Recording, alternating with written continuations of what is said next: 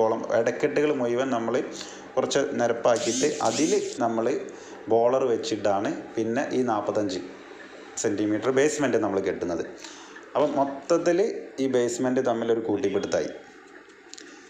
നമ്മളെ ഈ പ്ലാനിൽ വരുന്ന കെട്ടുകൾക്ക് അടിയിലായിട്ട് മൊത്തം ഒരു നിരപ്പ് അതിനൊരുക്കുക എന്നുള്ളതാണ് അതിന് പറയുക. ഒരു ബെഡ് ഒരുക്കി മൊത്തം. ഈ ബെഡ് എന്തിനു വേണ്ടി വെച്ചാൽ ഇതിൻ്റെ മുകളിൽ വരുന്ന ബീമിനെ റെസ്റ്റ് ചെയ്യാൻ വേണ്ടിയിട്ടുള്ള ബെഡാണ് ഇപ്പോൾ മൊത്തം ഒരുക്കിയത്.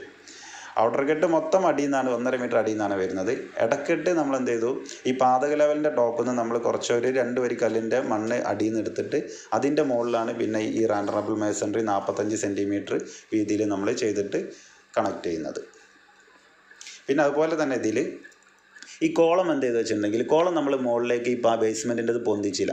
ഇത് പൊന്തിക്കാതെ നമ്മൾ ചെയ്തിട്ടുള്ള ഗുണം എന്താ വെച്ചിട്ടുണ്ടെങ്കിൽ, ഇതിൻ്റെ ഇടയിലേക്ക് തന്നെ നമ്മൾ ബെൽറ്റ് ചെയ്യുമ്പോൾ കോൺക്രീറ്റ് ഈ കെട്ടിൻ്റെ ഇടയിലേക്ക് തന്നെ അതിൻ്റെ കൂടെ തന്നെ ചെയ്തിട്ടുണ്ടെങ്കിൽ ഈ കെട്ടിനായിട്ടുള്ള കൂടുതലൊരു കൂട്ടിപ്പിടുത്തം കൂടി ഉണ്ടാവും.